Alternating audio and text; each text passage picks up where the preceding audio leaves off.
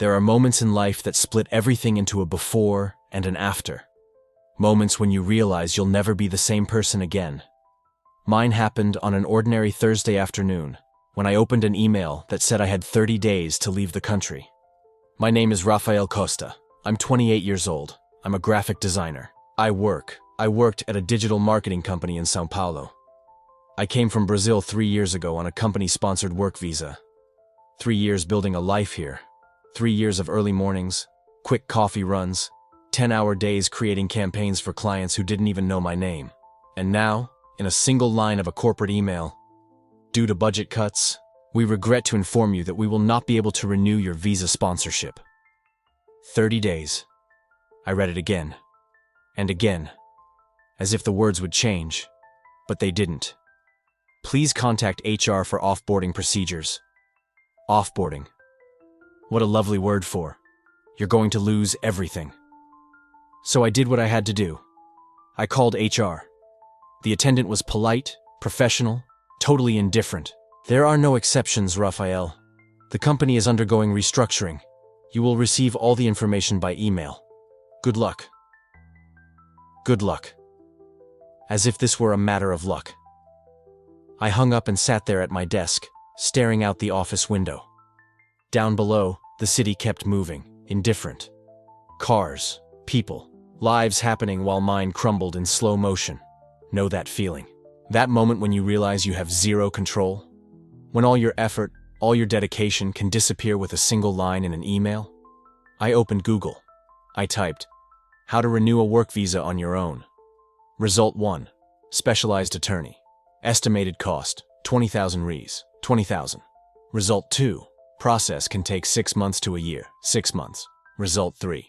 Approval rate without a sponsoring company, 30%, 30%. I closed the browser. Reality hit hard. 30 days left. $20,000 I didn't have. 6 months I didn't have. 30% chance of staying. 70% chance of losing everything. Panic tightened my chest. I picked up my phone. I thought about calling my family in Brazil. "Hey Mom, remember me telling you I was building a life here? Yeah, well, it's over. I'm coming back." I put the phone down. Afternoon turned into evening. Everyone left. I stayed there, sitting in the dimness of the empty office, staring at the computer screen without seeing anything. Paralyzed, lost in thoughts that led nowhere. The silence was heavy. Only the hum of the air conditioning, only the distant sound of traffic down below. That's when my phone rang. Private number. My heart sped up. Why? I don't know. I only know that something inside me already knew nothing would be the same. I answered without thinking. "Rafael, it's Andre.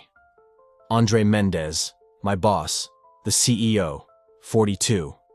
Always dressed perfectly, always wearing that smile like he knew something nobody else did." "Hi, Andre," I replied, trying to keep my voice steady. "I heard about your visa," he said, straight to the point. "Are you okay?" I almost laughed. "Okay? Honestly? No, I'm not okay." Silence on the line. Then, "Where are you now?" "Still at the office." "Has everyone gone?" "Yes." "Stay there, I'm coming." And he hung up. I stayed there, confused, still holding the phone. Why was he coming? 20 minutes later, I heard the office door open. Firm footsteps in the corridor. And then he was there, standing at the entrance to the open area, looking at me with that expression I never quite managed to read. "You didn't go home," he said. Not a question. I didn't know where to go. Andre walked over, grabbed a chair, and sat down across from me, close enough that I could smell his cologne expensive, understated. "I can fix this," he said. I blinked. "What do you mean?" "Your visa. I can fix it." "The company canceled the sponsorship, Andre. There's no—" "I'm not talking about the company." He leaned forward. "I'm talking about me. I have connections, private lawyers, people who can cut through the red tape. Guarantee approval." Something in his tone made me hesitate. The silence between us became dense, heavy. "Why?" I asked, my voice almost gone. "Why would you do that?" Andre smiled, not his CEO smile, something slower, more personal, more intimate. Because I like you, Raphael. I always have. The words hung in the air. My heart raced. Andre, You don't need to say anything now. He stood, pulled out a card, and set it on my desk. Name, phone number. My private lawyer. He can start tomorrow, but... He paused. If you prefer, there's another option. What way? He looked at me in a way that made my stomach turn. You know what I'm talking about. Then he turned and left, letting the silence return. And that card on the desk. I stayed there, alone again, trying to process what had just happened. A scrap of paper, 9 digits, a decision that could change everything. I grabbed my phone. I typed, "Can Andre really help with the visa?" I didn't send it. I deleted it. I typed again, "What does he want from me?" I deleted it again. Ever been so desperate you'd consider something you never thought you would? That moment when right and necessary blur together? I didn't send anything. I just sat there in the dark, feeling that card like it was made of lead. The weight of a choice I knew was coming. When I finally left the office, it was past midnight. Empty streets. I called an Uber, climbed to my 10th floor apartment. The city spread below millions of lights, millions of lives, and mine ending. I tossed my bag on the couch, grabbed water from the kitchen, drank it standing up, staring at the calendar. 30 days. I'd marked today with a red X. 29 days left. I slept badly. I dreamed about airports, about suitcases, about that feeling of being pulled away from everything I knew. Always the same nightmare, getting more real each time. I woke at 6 a.m. to my phone ringing, ripping me from the little sleep I'd managed to get. A message from Juliana Ferreira, my best friend from college. She's a lawyer, immigration law. "Rafa, I heard about your visa. Call me." I called. "Where are you?" she asked, no beating around the bush. "At home." "Why?" "Stay there. I'm coming to you." An hour later, she was sitting in my living room with a laptop open, explaining options. "Okay, it's not impossible," she said, tapping the screen. "You can apply for H-1B on your own. Emergency process, costs money, takes about 6 months, but there's a shot." "What chance?" 50%, maybe less. 50%, coin flip. My entire life on a coin flip. "But I only have 30 days, I said. "Julie, 30, not 6 months. You can apply for an extension of stay while the process runs. It's risky, but possible." Risky, possible. Words that don't mean guarantee. She kept explaining technical details, deadlines, documents needed. But while she talked, my mind was somewhere else. It was on that card, in the dark office, in Andre's words. "I like you, I always have." "Rafa, are you listening to me?" "Yes, sorry. It's a lot of information." Juliana closed the laptop. "I know it's hard, but we're doing this the right way. No shortcuts." No shortcuts. Simple words. But with 29 days left, could the right way actually work? Did she suspect something? "Thanks, Julie. Seriously. You always save me. Always." She stood up, hugged me. "Don't freak out alone, okay? Anything, call me." After she left, I kept staring at the closed door. "The right way," she said. But what if the right way didn't work? And what if 50% wasn't enough? That doubt ate at me all weekend. Research after research, visa processes, deadlines, costs. And what I found changed everything, just not the way I hoped. Every article said the same thing. Without a sponsor, my chances were tiny. Minimal, not zero, but close. Monday. Back at the office. Avoided Andre all day. He passed my desk twice. Both times our eyes locked. Both times he smiled. I didn't smile back, but my heart was racing. Both times. Tuesday. Wednesday. Each day, the knot in my chest got tighter. It wasn't just the visa, it was him. It was the offer. It was what I was starting to feel and refuse to admit. The days went by, each one heavier than the last. On Thursday, a week after that email, I received another notification. This time, from the immigration department. Reminder: your legal stay expires in 23 days. 23 days. The clock didn't stop. 7 days had passed. 7 days of agony, uncertainty, sleepless nights.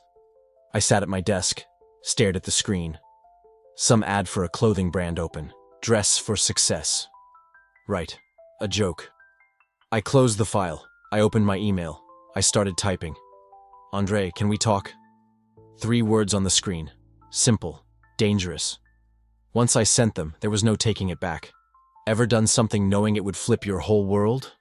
That second before you press send, when everything's on the line? My finger hovered over the send button. I hesitated. I took a deep breath. Then I pressed. There was no turning back. The reply came in 2 minutes. Tonight, my apartment. I'll send you the address. My stomach churned. What the hell was I doing? I knew the answer already. I was drowning. He was the lifeline, even if that lifeline had a price. The day blurred past. Couldn't work. Couldn't think about anything but that night ahead. 7 p.m. My stomach in knots. I called an Uber to the address. A glassy building in Pinheiros, security in the lobby, a mirrored elevator showing my pale face staring back. I was shaking. My hands, my breathing. 15th floor. I pressed the buzzer. My heart raced. Andre opened the door. Different without his suit. Just a rolled-up dress shirt and jeans. Relaxed, approachable, human. Come in, he said, stepping back. I went in. Huge apartment. Floor-to-ceiling windows with the city spread out below. Minimal decor. Leather sofa. A bookshelf full of books that looked untouched. Want something to drink? He asked. Water. Please. He went to the kitchen, came back with 2 glasses. He handed me one, sat on the sofa, looked at me. Sit down, Raphael. You're really tense. I sat in the armchair on the other side of the coffee table, keeping my distance. So, he began, have you thought about my offer? You didn't even properly say what the offer is. Andre smiled. Fair point. I was being vague. He sipped his water. Look, I have a lawyer. He's an expert. He can lock down your visa, fast, clean. You stay, keep working, keep your life. What's the catch? Silence. Heavy. He held my gaze. You stop pretending you don't feel it. Those words hit like a bomb. My heart raced, my throat dried up. I don't know what you mean. Yes, you do. He leaned in. Raphael, I see how you look at me. How you look away when I'm close. How you tense up when we're alone. Every word true. I knew it. Andre, I feel it too, he said quietly. 2 years. 2 years. Time stopped. Since day 1. Since I started there. You never said anything, I whispered. I couldn't. You worked for me. It would have crossed a line. He laughed without warmth. Now you don't. Now you're just desperate. His words hurt, because they were true. And you want... what exactly? I asked, my voice barely there. Andre stood, walked over, and stood in front of me, looking down. I want you to stop denying who you are. Admit there's something here. See where it goes. I should have stood up. I should have left. But I didn't leave. What if I say no? I asked. You say no. I still help. Give you the lawyer's number. You figure it out. No pressure. But you said there was a better way. There is. My way guarantees approval. The other way doesn't. A choice. But was it really one when saying no meant losing everything? I need time, I said. Of course. Andre settled back on the sofa. But not too long. Every day counts. I stood and headed for the door. Raphael, he called. I stopped. This wasn't meant to happen like this, he said. I never wanted you to feel trapped, but sometimes life corners you, and you have to choose between what's right and what keeps you alive. I left without answering. The Uber ride back was silent. The driver tried talking. I pretended to be on the phone. At home, I went straight to the bathroom mirror. Who was I turning into? But the real question, who had I always been? Because Andre wasn't wrong. There was something. Always had been. A pull, an attraction I never admitted. Ever lied to yourself so long you almost believed it? When you realize who you built isn't who you actually are? And he was offering it all at once. My salvation. My downfall. I stayed up all night. Around 3 a.m., I texted Juliana. Thanks for everything. I'll think about it. Wasn't technically a lie, I would think. But I already knew the answer. Deep down, I always had. Those 3 days I'll never forget. 3 sleepless, doubt-filled days. 72 hours preparing to cross a line I couldn't come back from. Internal war. Then I went back to his apartment. When the door opened, I didn't hesitate. I walked in, met his eyes. Okay, I said, voice steady despite the shaking inside. Let's try. His smile was genuine, almost shy, vulnerable. You sure? No, but I'm doing it anyway. He closed the door. Dinner, Italian takeout. We talked. Work first, then deeper things. He grew up rural, built the company from nothing. 5 years alone. Ever been with anyone? I asked. Yeah, nothing stuck. He looked at me. You? Same. Why'd you never own who you are? Caught me off guard. How do you? Raphael, it's obvious. I laughed, half a laugh. So everyone knew? No, just people who pay attention. And you were paying attention. Always. The way he said it tightened my chest. After dinner, we sat on the sofa, talked more, fear, loneliness, building lives that never fit right, pretending to be someone else because it's easier.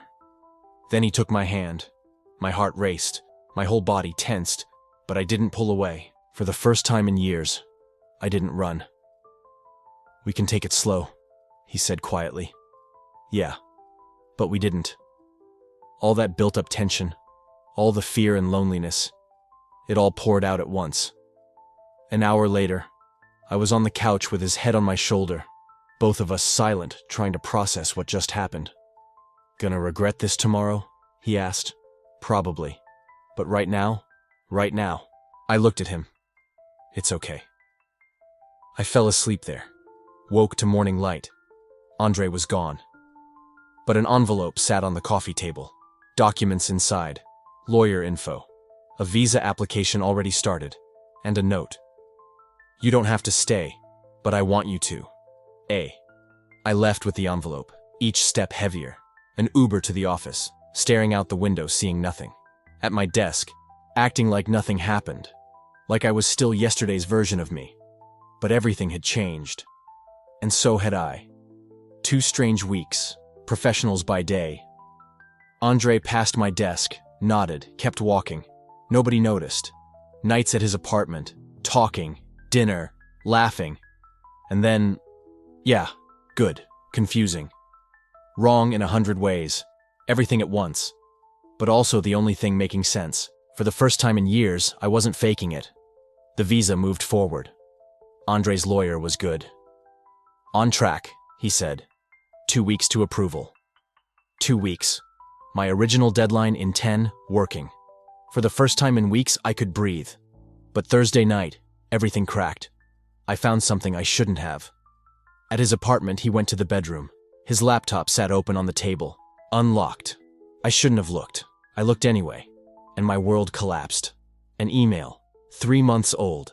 Subject, visa sponsorship cuts. Body, Andre confirming cuts in November. Affected employees notified 30 days prior. November, 3 months ago. He knew. Vision blurred. Stomach turned. He knew 3 months before I did. The whole time. Find something interesting. Andre stood there watching me. You knew, I said, voice hoarse. 3 months. You knew. He didn't deny it, just sighed and stepped closer. Raphael, you let it happen. I stood, backed up. You could have warned me, given me time, but you waited till I was desperate, till I had no choice. Each word got louder, hurt more. It wasn't. Then what was it, Andre? My voice cracked.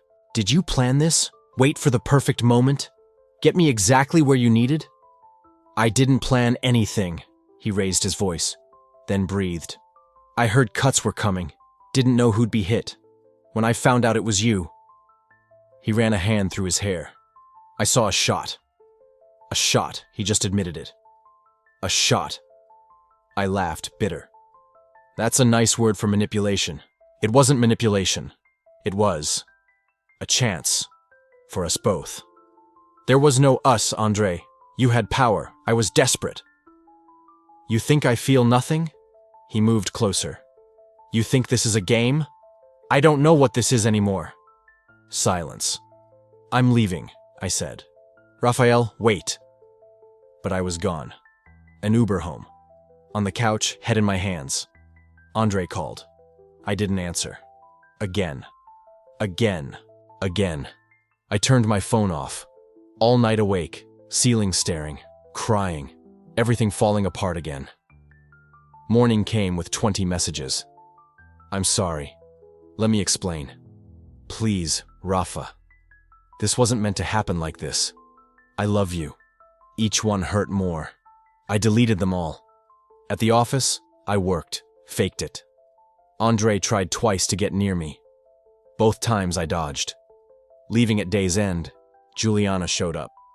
Rafa, we need to talk. My stomach dropped. About what? What you're hiding. She pulled me into an empty conference room, closed the door, crossed her arms. Talk. About? Raphael. Serious. I've known you since college.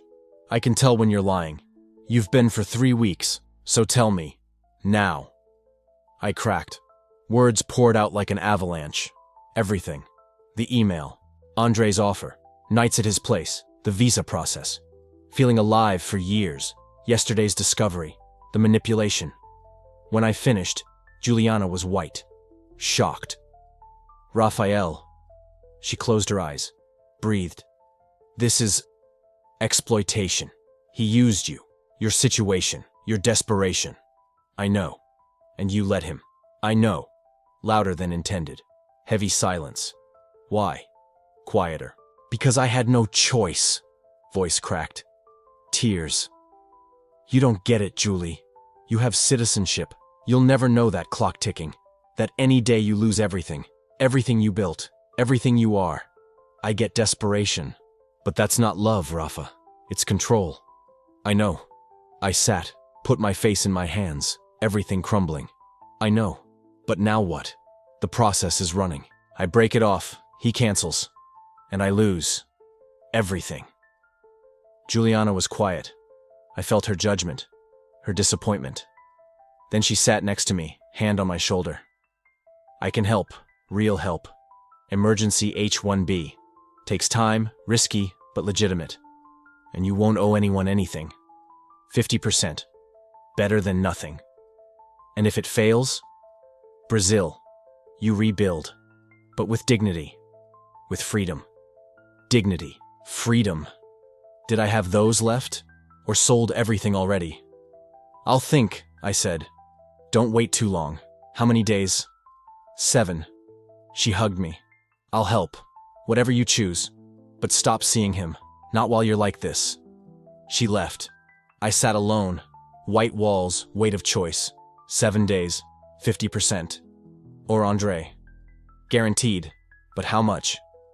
My phone buzzed. Another message. I wrecked it. I know. But know this. It started as opportunity. Became real. I love you, Raphael. Give me a chance. I'll prove it. I love you. First time he said it, I deleted it. Like erasing words was possible. But they stayed. I love you. Repeating in my head. Days after that, I avoided Andre. The only way to stay sane. Worked from home. When I had to go in, early arrival, late exit, times I knew he'd be gone, but I missed him. Ate me alive inside. Juliana started my emergency process. Documents, forms, fees, daily updates. Process filed. Under review. 4 to 6 months estimated. 4 to 6 months. I had 3 days, 72 hours. The math didn't work. Nothing did. 28th night. Last night before the deadline. Sitting alone when the doorbell rang. Andre. Give me 5 minutes, he said at the door. Should have shut it. Didn't. He came in, hands in his pockets, just standing there. I wrecked this, he said, voice shaking. I know. Waited for your crisis. Manipulation. Wrong. Everything you said. No excuse. So why are you here? Because I need you to know it became real. He looked at me, tears in his eyes. I love you, Raphael. Really. You don't believe me? I get it. But it's true. Only truth I have. How can I trust anything you say? Voice cracked. You can't. I know. He breathed, wiped his eyes. Then let me prove it. Marry me. Time stopped. I blinked. What? Marry me? Not for the visa. It'll help. But that's not why. I want to build a life with you. Real. Not a deal, not fear, not desperation. Us. Andre, you're insane? We don't even know each other. I've known you 2 years. Past weeks, learned more. You like coffee strong. Watch trash TV to decompress. Afraid of heights, never admit it. When you really laugh, you let loose. You sing in the shower thinking nobody hears. Every word true, every detail hurt because he was actually paying attention. That's enough for marriage? No, but enough to try. Build something real. I went silent. Marriage. Unreal word. Heart torn between what I wanted and what was right. Think about it, he said softer. No pressure. Just think. Then he left, leaving me with the hardest decision of my life, alone with his proposal echoing, trying to understand what I actually felt. Marry Andre. Fix my visa. But did I want that? I called Juliana. He proposed? Horror. Yeah. Rafa, that's more manipulation. He knows you're broken. I know, but what if it's real? What if he means it? And what if he doesn't? 6 months, a year. You're trapped in a marriage built on coercion. I'm already trapped. So don't go deeper. I hung up. On the couch. City outside, 2 days left. 2 options. Both bad. 29th morning. I woke knowing what to do. Straight to Andre's office. I knocked. Come in. He sat at his desk, surprised to see me. Raphael. Need to talk. He stood. Close the door. I did. Deep breath. If you really love me, I said, voice shaking. If it's not control, not just want, if it's real. Let me choose. No pressure, no visa attached, nothing. How? Cancel the process. I handle it. With Juliana, whatever shot I have. If I make it. If I get the visa myself. We try. For real. Equal. No debts. No guilt. Andre stared at me for a long moment. I saw him fighting internally. You're asking me to let you risk losing it all. Yes. Because if you don't, I'll never know if what I feel is real or just gratitude, just fear, and neither will you. Silence. Heavy. Long. Then slowly, he nodded, tears on his face. Okay? Okay? Yeah, I'll cancel. You try alone. If it works. He came closer, cupped my face. We try. No debts, no guilt, just us. Something released in my chest. Something stuck for weeks. I could breathe. Freedom. With all the risk. Thank you. Almost a whisper. Don't yet. Might hate me if it fails. Maybe. But at least I'll be free. He smiled. Sad, but real. I'll wait, he said. However long. I left his office feeling something new. Hope. Next day, deadline passed. No response. No word. Just the system's indifferent silence. But Juliana's process was moving. I'd applied for an extension while I waited. That was all. Every morning wondering, approval or deportation? Every notification made my heart jump. Risky, uncertain, terrifying, but mine. My choice, my bet on me. First time the decision wasn't a transaction. No price, no emotional debt. Months stacked up. 3, 4, 5. Everyday torture. Juliana kept updates coming. Under review. Need more docs. Awaiting decision. Never knew if tomorrow brought approval or deportation, if my gamble was worth it. Andre stayed back. Messages here and there. You good? Need anything? But never pushed, never demanded. Respected my choice. Longest months of my life. Uncertainty every day. Every notification a shock. Month 6 brought an email. Subject, decision on H-1B. Handshaking so bad I almost dropped the phone. Afraid to look and see denied. 6 months. 6 months of hell. Everything in that email. I breathed deep. I opened it. Congratulations. Your petition has been approved. I fell to the floor, crying, right there alone. 6 months of tension pouring out. Shaking hands, dialing Juliana. She screamed when I told her. I knew it. Thank you, thank you, thank you. Sobbing. You did it, Rafa. Alone, right way. Alone, right way. Not alone, but free. Actually free. Week later, in a cafe near the office, espresso in hand. Someone sat down across from me. Andre. Heard the news, he said. How? Juliana. Doesn't like me, but told me. Thought I should know. We sat silent for a moment. Different silence. Lighter. So? He said with that half smile. You made it? I did. I smiled. Against the odds. Now? I looked at him. Really looked. Not the guy who used me. The guy who let me go. Now we can try again, if you want. He smiled. I do. Right way though. No rush. No debts. Right way. Coffee, talking, work, life. Those 6 months. When he stood to leave, he paused. Can I call you, actually? Yeah. And he left. I stayed there watching the city through the cafe window. Streets that weeks earlier pushed me out now opened. Not easy, but one. First time in months, the future wasn't a threat. It was possibility. Don't know if Andre and I work. Maybe, maybe not. But I know what choosing without a gun to my head feels like. Know the difference between attraction and desperation. Know when you're accepting help versus selling yourself.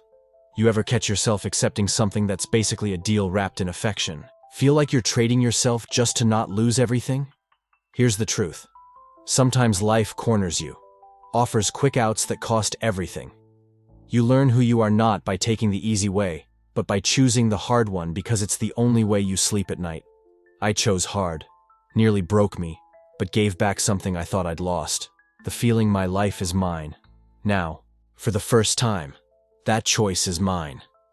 And that changes everything.